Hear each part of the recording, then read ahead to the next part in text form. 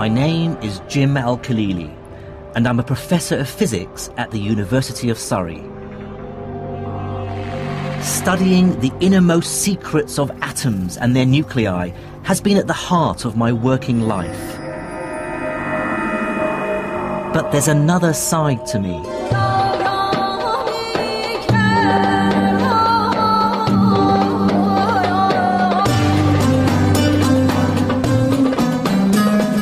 I was born and grew up in Baghdad to an English mother and Iraqi father, but left Iraq with my family in the late 70s when Saddam Hussein came to power.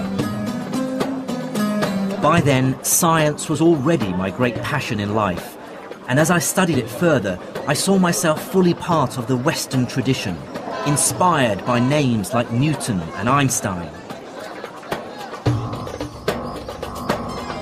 But buried away was this nagging feeling that I was ignoring part of my own scientific heritage.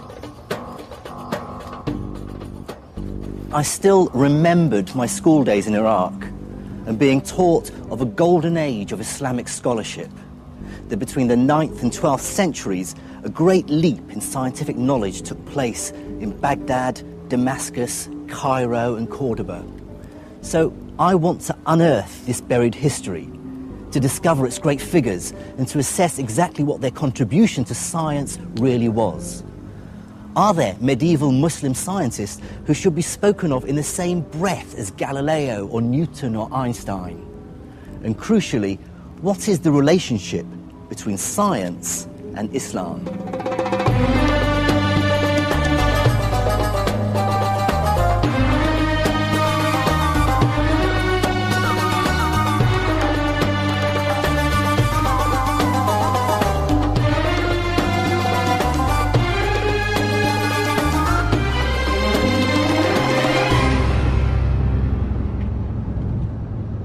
My journey into the science of the medieval Islamic world will take me through Syria, Iran and North Africa.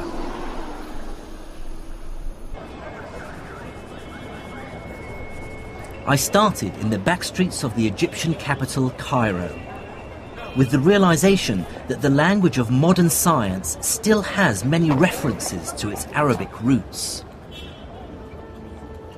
Take scientific terms like algebra, algorithm, alkali.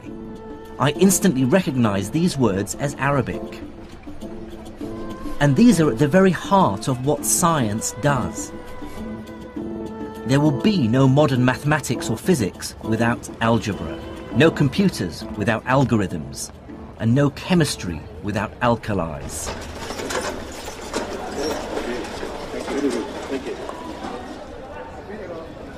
Surprisingly few people in the West today, even scientists, are aware of this medieval Islamic legacy. But it wasn't always so. From the 12th to the 17th century, European scholars regularly refer to earlier Islamic texts. I have here copies of some pages of the book Liber Abaci by the great Italian mathematician Leonardo Pisano, otherwise known as Fibonacci. What's fascinating is that on page 406 is a reference to an older text called Modum Algebra et al-Muqabala, and in the margin is the name Mahomet, which is the Latinized version of the Arabic name Muhammad. The person he's referring to is Muhammad ibn Musa al-Khwarizmi. In fact, Arabic names crop up in many medieval European texts on subjects as varied as map-making, optics and medicine. But I want to start with al-Khwarizmi because his work touches on a crucial aspect of all our lives today. It's thanks to al-Khwarizmi that the European world realized that their way of doing arithmetic, which was still essentially based on Roman numerals, was hopelessly inefficient and downright clunky. If I ask you to multiply 123 by 11, you may even be able to do it in your head. The answer is 1,353. but try doing it with Roman numerals. You'd have to multiply CXXIII by XI. It can be done, but trust me, it's not fun. Al-Khwarizmi showed Europeans that there's a better way of doing arithmetic. In his book entitled The Hindu Art of Reckoning, he describes a revolutionary idea. You can represent any number you like with just 10 simple symbols. The idea of using just 10 symbols, the digits from 1 to 9 plus a symbol for 0, to represent all numbers from 1 to infinity, was first developed by Indian mathematicians around the 6th century AD, and I can't overstate its importance. Let me show you. Here are the numbers in Indian Arabic numerals. 1, 2, 3, 4, 5, 6, 7, 8, 9. And here are the numbers we're more familiar with in the West. 1, 2, 3, 4, 5, 6, 7, 8, 9. And you can see the similarity between these numbers, in particular, for instance, the digits 2 and 3. If I tip this sideways, you can see now how they look like numbers 2 and 3. And what's powerful about these digits, this numerical system, is how it's simplified arithmetic calculations. But Al-Khwarizmi and his colleagues went further than just translating the Indian system into Arabic. They created the decimal point. This text, written a century after Khwarizmi, is by a man we know only as Al-Uqlidasi. Here he shows that this same decimal system can be extended to describe not just whole numbers, but fractions as well. The infinity of possibilities that lie in between the integers.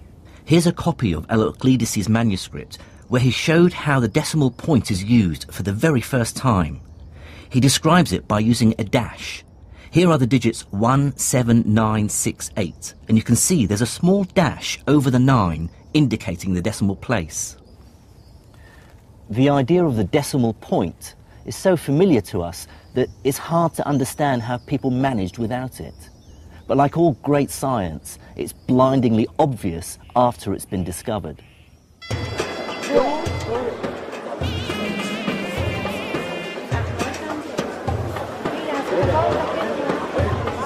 The story of numbers and the decimal point hints that even over 1,000 years ago, science was becoming much more global. Ideas were spreading, emerging out of India, Greece, even China, and cross-fertilizing. And looking on a map that shows where people lived 1,000 years ago gave me my first insight into why medieval Islam would play such an important role in the development of science. Now look at which city lies at the centre of the known world. A place where the widest range of peoples and ideas were bound to collide. It's the city where I was born, the capital of the Islamic Empire, Baghdad.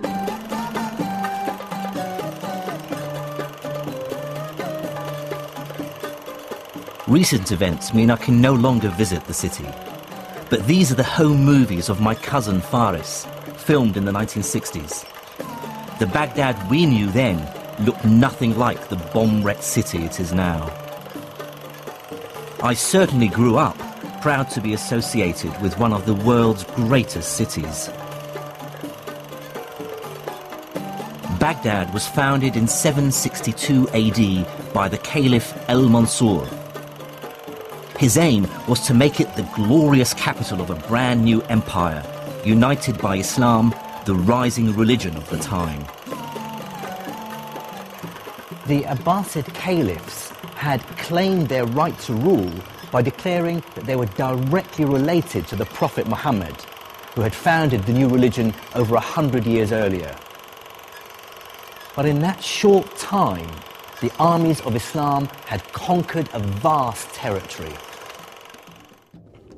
Starting in a small area around Medina, they moved rapidly out of the Arabian Peninsula and within a few decades had taken control of the Levant, North Africa, Spain and Persia.